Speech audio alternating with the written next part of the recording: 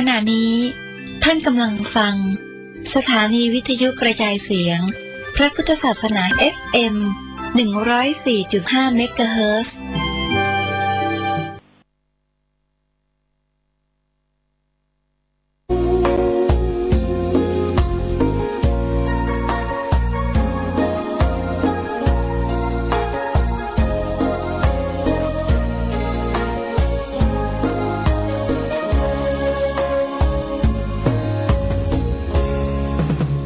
เป็นวัดร้างโบราณ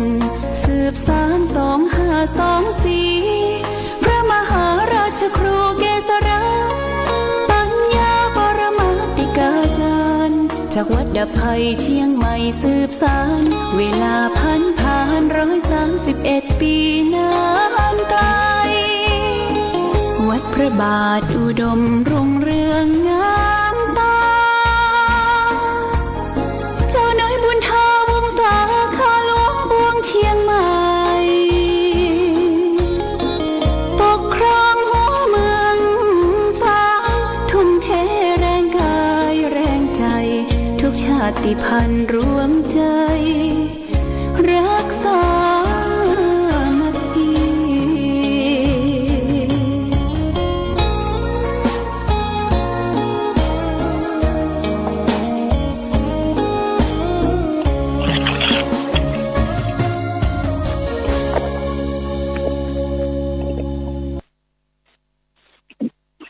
เจริญสุข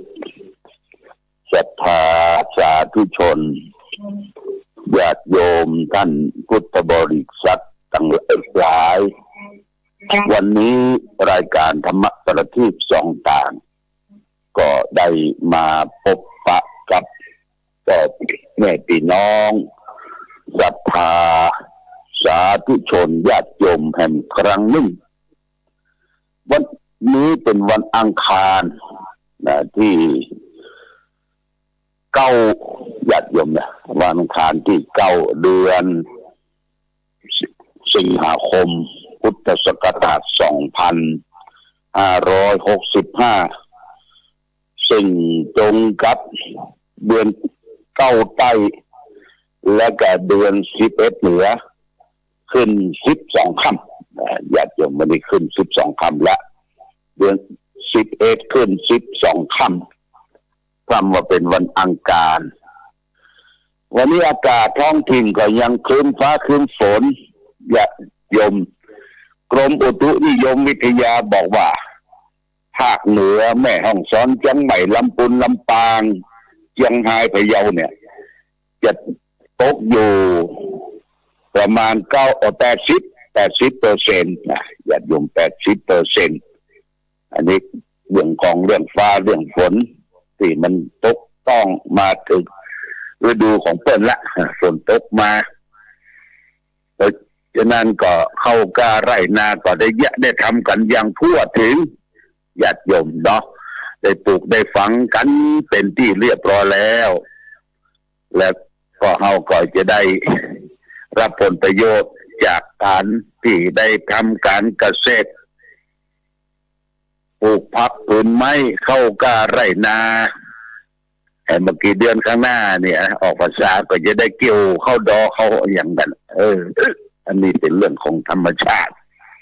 ก่อนอื่นต้องขออภัยในญาติโยมอูไปมัน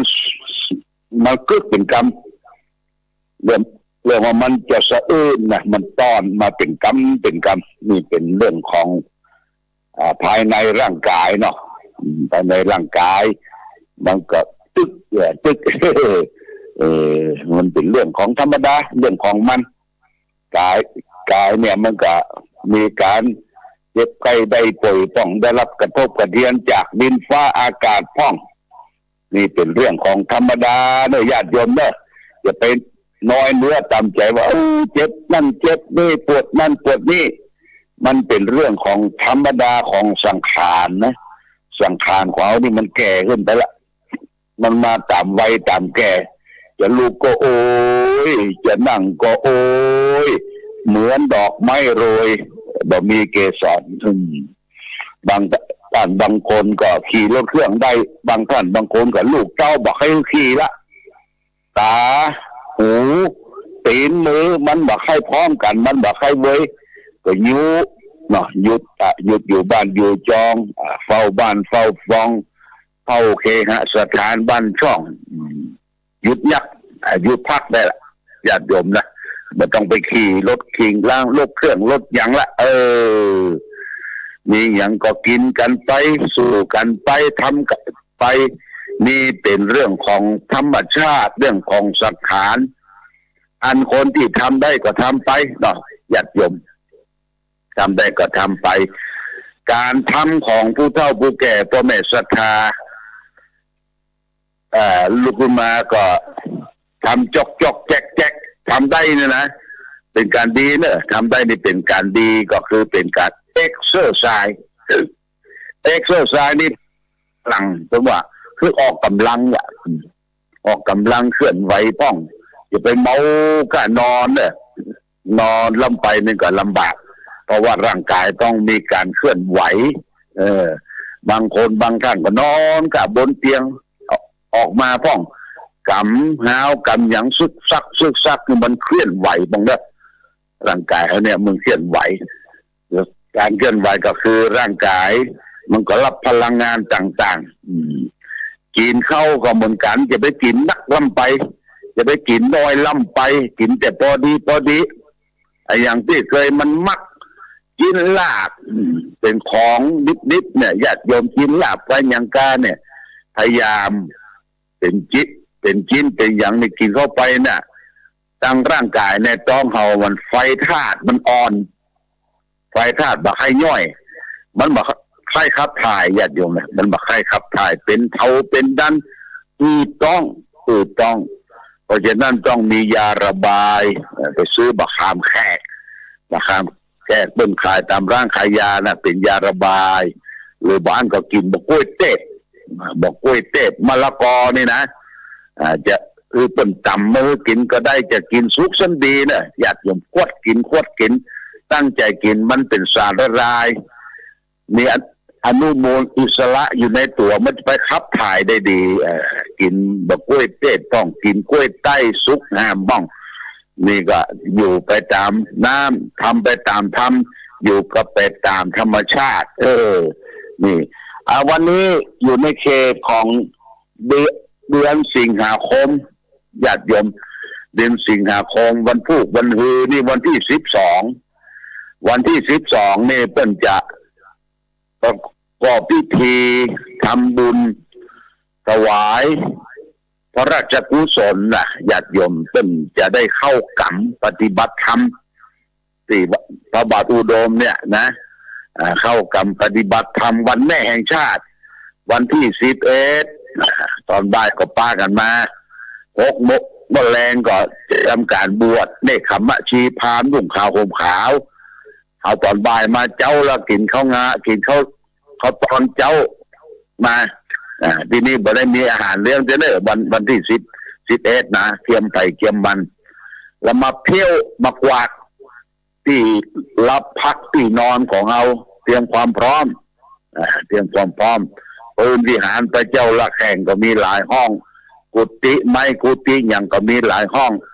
ในช่วงที่ญาติโยมมาปฏิบัติเนี่ยพวกมันมาปฏิบัติเด้อ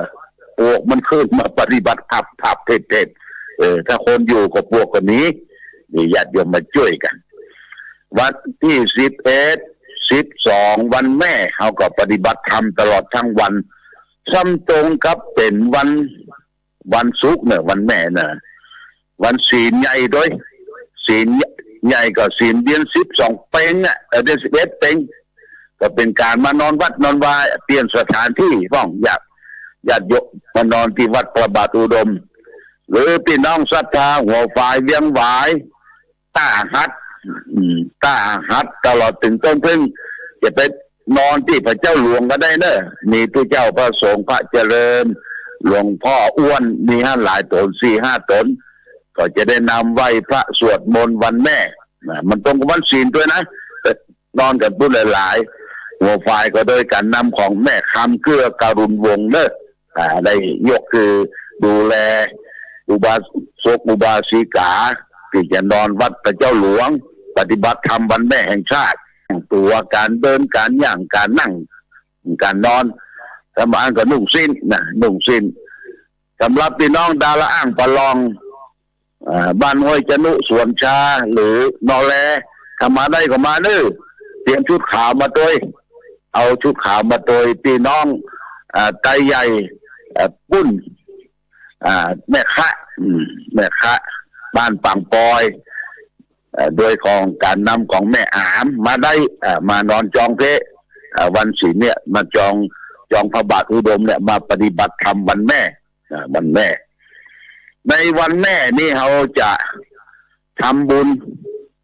พระป่าเห็นน้อยหนึ่งสองต้นนะญาติโยมนะต้นหนึ่งนั้นทำบุญเรียกว่าทำบุญกองทุนอาพาธสงฆ์โรงพยาบาลฝางกองทุนอาพาธสงฆ์เนี่ยคือที่เจ้าเขาบ่มีกองทุนที่จะเอาไปฝากไว้เวลาเจ็บไข้ได้ป่วยอาพาธก็จะร่วมกับโรงพยาบาลพระเนนสงฆ์องค์ใดบ่มีใบบ่มีบัตรอย่างเขาก็ได้ช่วยสงเคราะห์ตอนนี้ก็มีผู้บริจาคหลายหมื่นละญาติโยมหลายหมื่นละก็มีอาตมาภาพ 20,000 บาทท่านนายอำเภอฝางผมโดยข้าราชการ 20,000 บาทแล้วก็ศาลจังหวัดฝางเป็นก็รับปากว่าจะมาบริจาค 20,000 บาทนอกจากนั้นก็มีท่านพระครูวิจิตรกมัคคิโกศลรองเจ้าคณะอำเภอฝาง 10,000 บาท 5,000 บาทเจ้าหน้าตำบลหลายที่เพื่อจะตั้งต้นวันเดือน12 เพ็งเนี่ยเพื่อจะ11 เพ็งเนี่ยจะตั้งต้นแมลงก็เอามาถวายทานร่วมกันอย่างปงถืบในปงถืบดอยเวียงต้งพระเล็กอาจารย์เล็กที่ไปเสียชีวิตมรณภาพที่อินเดียคณะศิษยานุศิษย์เพิ่นจะตั้งต้นไว้ 40,000 บาทนะและอาจารย์ชาวลิตพร้อมด้วยศรัทธาบ้านปงถืบก็จะตั้งต้น1 ต้นเอามาถวายเป็นการทำบุญในวันแม่แห่งชาติเพื่อเป็นกองทุนอาพาธสงฆ์ในวันที่12ตอนบ่ายนะโยม12ตอนบ่ายตอนเจ้าเขามีการประพฤติปฏิบัติธรรมมีความพร้อมมีต้นมีปัจจัยมาให้หอมกันเพื่อเป็นกองทุนยุกยารักษาไข้ผู้เจ้าอาพาธผู้เจ้าเจ็บไข้ได้ป่วยเป็นไข้เป็นโรคติดเตียงก็มีผู้เจ้าติดเตียงอยู่ที่วัดเขาก็จะได้กองทุนเนี่ยไปช่วยเหลือมีญาติโยมฝากไว้วันที่12แหมต้นหนึ่งเป็นกองทุนค่าน้ำค่าไฟค่าชำระหนี้สงฆ์ที่เขาได้มาประพฤติปฏิบัติธรรมหลวงพ่อก็ได้เตรียมน้ำชากาแฟภัตตาหารญาติโยมมาเขาก็ตั้งเป็นกองทุนไว้ต้นหนึ่งเพื่อเป็นการชำระหนี้สงฆ์เป็นค่าไฟฟ้าค่าภัตตาหารน้ำปานะ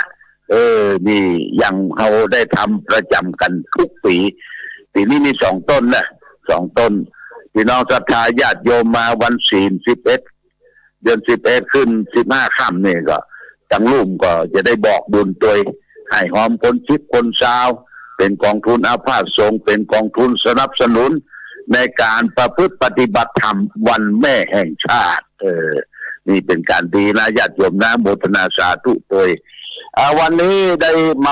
มาพบกับญาติโยมท่านสาธุชนทั้งหลายจะเอาสิ่งที่มันเป็นมงคลเนี่ยวันที่12เนี่ยเป็นวันแม่แห่งชาติและเราจะทำเป็นมงคลได้ตอบแทนพระคุณของพ่อแม่ที่จะได้บูชาคุณของพ่อแม่แต่มงคลตั้งนอกเนี่ยมันมีหลายอย่างญาติโยมมันไม่ใช่มงคลทางพระพุทธศาสนาญาติโยมถ้าตั้งนอกเนี่ยตั้งเอาเป็นฆราวาสเป็นเจ้าบ้านนี่นะวันนี้วันอาทิตย์จะนุ่งผ้าสีแดงเป็นมงคลนะวันนี้วันจันทร์นุ่งผ้าสีเหลืองเป็นมงคลออกจากบ้านจากจองและจะหันหน้าไปทางใดล้างหน้าล้างตาให้มันเป็นมงคลกรรมที่บ่เป็นมงคลนั่นมีอย่างพ้องได้ยินเสียงนกเสียงกาห้องเป็นมงคลได้ยินเสียงอะไรอย่างต่างๆที่บ่เป็นมงคลนี่เป็นมงคลต่างนอก วันนั้นวันดีเป็นมงคลวันนี้วันบดีวันเสียบ่เป็นมงคลอันนี้เป็นมงคลต่างนอกทีนี้มงคลในพระพุทธศาสนานั้นในสมัยหนึ่ง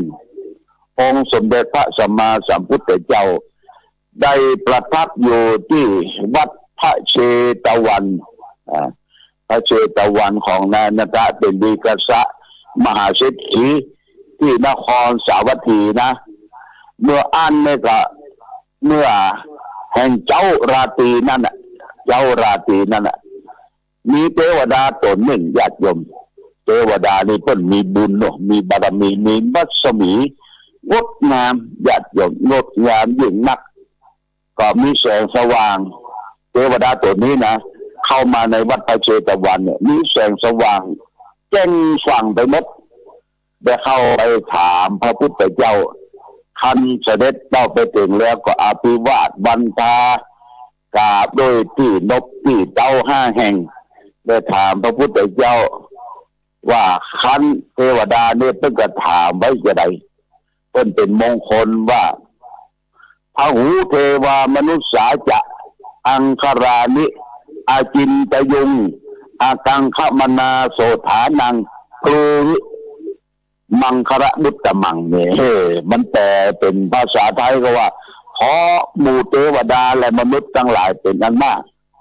ผู้หวังความสุขสวัสดีปากันคิดหามงคลทั้งหลายขอพระองค์จงโปรดบอกมงคลอันสูงสุดนั้นเต้พระเจ้าค่ะนี่เพิ่นก็บอกว่าโอ้หมู่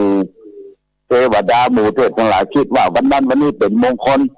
แต่เมื่อพระองค์ได้อุบัติเกิดขึ้นในโลกแล้วขอพระองค์จงแสดงว่ามงคลสำหรับมนุษย์และเทวดาทั้งหลายที่จะน้อมนำไปปฏิบัติมีอย่างพ้องเทวดาตัวนี้มาถามนะพระพุทธเจ้าก็เทศนาว่าอาเสวนาจะพารานังปันติตานันจะเสวนาปูชาจะปูชนียนังเตตัมมังคารมุตตมังนี่เป็นบทแรกบาทแรกก็แปลว่าคนไม่คบคนพาลการไม่คบคนพาลทั้งหลายเป็นมงคลการคบบัณฑิตทั้งหลายเป็นมงคลการบูชาที่ควรบูชาทั้งหลายเป็นมงคลเหล่านี้เป็นมงคลสูงสุดนี่พระพุทธเจ้าได้แสดงให้เทวดาได้รับทราบแน่ทีนี้อาตมาก็จะมาขยายความญาติโยมคือพระพุทธเจ้าว่ามงคลในทางพระพุทธศาสนาที่บรมศาสดาตรัสว่าข้อที่1เนี่ยข้อที่1มันจะมีทั้งหมดมี38มงคลนะข้อที่1บูชาแล้วข้อที่1เนี่ยอาเสวนาจะพารานังปันติตานันจะเสวนาบูชาจะปูชนียนังตัมมังคารมุตตมังบทบาทเนี่ย3ข้อนี่เป็นมงคลอาเสวนาจะพารานังคือการบ่คบคนพาลญาติโยมเนี่ยการบ่คบคนชั่วบ่คบคนพาลเนี่ยเป็นมงคลคนพาลไปหาทิพย์คบบัณฑิตพาลไปหาผลคบคนชั่วพาตัวให้อับจนเนี่ยญาติโยมการบ่คบคนพาลขึ้นลีกอย่าไปคบหาสมาคมโบราณเพิ่นบอกว่าเว้นหมาคือปอสอเว้นคือปอวาเว้นคนพาราคนพาลให้ไก่แสนโยกคนพาลนี่ก็คือคนแบบนี้ญาติโยมมันจะพาเอาไปอย่างพ้องคนพาลมันจะพาเอาไปกินเหล้าเมายามันจะพาเอาไปเล่นการพนันมันจะพาเอาไปเที่ยวกลางคืนแล้วก็มันจะพาเอาไปเป็นนักเลงผู้หญิงเที่ยวผู้หญิงเนี่ยเรียกว่าอบายมุขมันจะพาไปนี่เป็นคนพาลนะญาติโยมคนแบบนี้อย่าคบหาสมาคมเมื่อเว้นไกลๆทีนี้บทบาทหนึ่งพระพุทธเจ้าบัณฑิตานันจะเสวนาคบบัณฑิตท่านผู้รู้ผู้จบผู้ที่ได้รับการยกย่องเทิดทูนจากบุคคลทั้งหลายท่านผู้รู้บัณฑิตนะบัณฑิตคือนักปราชญ์ท่านผู้รู้อย่างที่เขา ไปไหว้ไปสาธุเจ้าพระสงฆ์ที่ทรงความรู้ที่แตกฉานในพระธรรมคำสอนที่ปฏิบัติดีปฏิบัติชอบแต่ก็ไม่จำเป็นถึงเป็นผู้เจ้าพระสงฆ์พ่อน้อยพ่อหนานหรือพ่อแม่เฮาองค์คนใดตนใดที่เพิ่นปฏิบัติดีสอนลูกสอนหลานโดยพรหมวิหารและธรรมเมตตาธรรมต่อลูกต่อเต่านั่นเป็นว่าเป็นบัณฑิตนะบัณฑิตบัณฑิตที่เรียนจบการศึกษาเป็นปริญญาตรีโทเอกถ้าประพฤติปฏิบัติบดีเนี่ยก็เพิ่นบ่ถือว่าในทางพุทธศาสนานี่เป็นบัณฑิตนะเอาความประพฤติเป็นตัวอย่างเป็นที่ดีเป็นนำทางบางท่านบางคนเพิ่นบ่ใช่รู้หนังสือต่างหาพ่อแม่เฮาเนี่ยนะแต่เพิ่นอุตส่าห์เลี้ยงดูลูกเต้าพ่อก้อยทำมาอย่างเป็นตัวอย่างที่ดีแก่ลูกแก่หลานเนี่ยเป็นตัวอย่างเดินทางเอาเดินตามเพิ่นได้สอนให้มีความซื่อสัตย์สอนให้มีความมัธยัสถ์อดออมเหล่านี้พูดว่าเป็นบัณฑิตนะถึงแม้ว่าได้ห้ำได้เรียนจบปริญญานั่นจะได้มาก็ถือว่าเป็นบัณฑิตที่มีความรู้ทั้งในร่างกายและจิตใจและบางท่านก็มีภูมิปัญญาญาติโยมภูมิปัญญามีความรู้ฉลาดในการประดิษฐ์ประดอแปลงนั่นแปลงนี่อย่างคนมีภูมิปัญญาแปลงฉลาดไม้กวาดเนี่ยญาติโยมมหาบดีก็ไม่ใช่เป็นนะฉลาดไม้กวาดที่เอาแส้ป้ามาเหลาเป็นเหี้ยวแล้วก็มัดทับมาทอมาไผ่ก่อน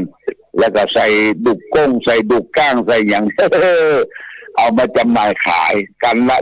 70-80 บาทอันนี้ก็ถือว่าเป็นบัณฑิตเป็นผู้ที่มีความปัญญาเป็นผู้รู้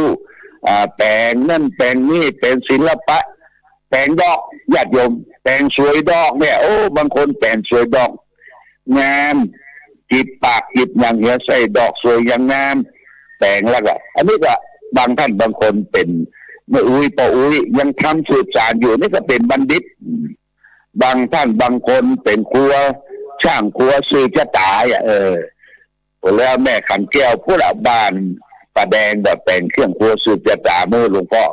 อันนี้ก็เป็นบัณฑิตนะเป็นบัณฑิตเป็นท่านผู้รู้นะผู้รู้เนี่ยเป็นนักปราชญ์เพราะฉะนั้นการคบบัณฑิตคบท่านผู้รู้ยักยวนเอาขึ้นสวรรค์นี่เป็นมงคลอันสูงสุดนะ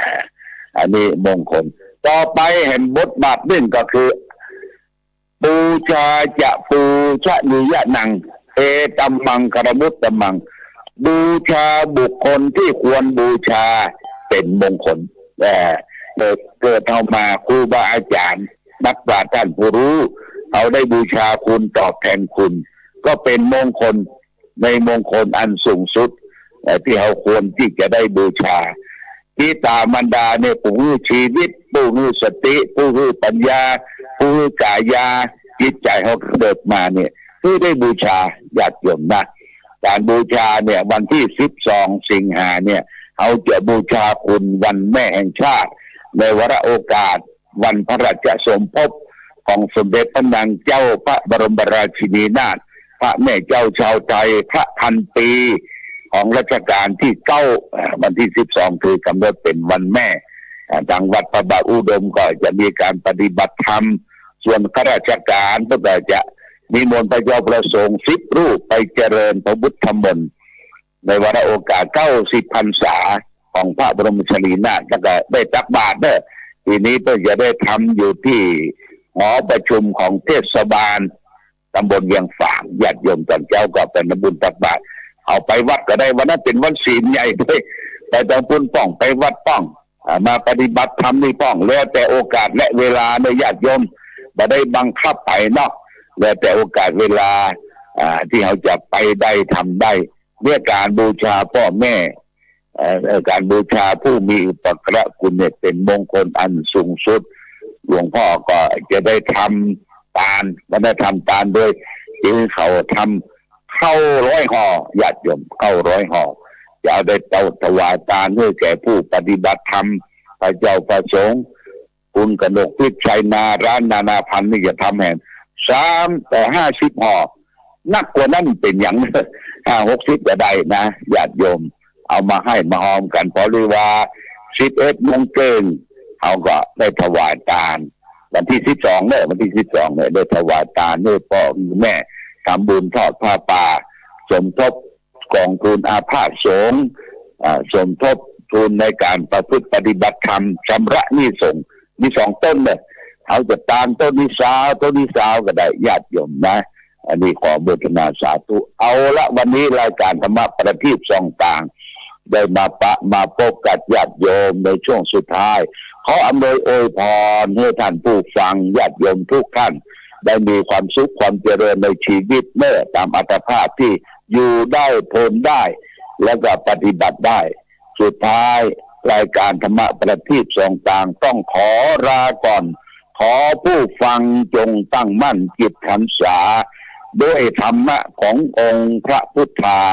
ได้นำพาให้เกิดความสุขสงบเย็นขอเจริญพ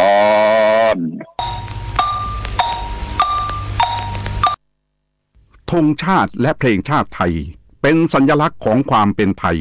เราจงร่วมใจยืนตรงเคารพธงชาติด้วยความภาคภูมิใจในเอกราชและความเสียสละของบรรพบุรุษไทย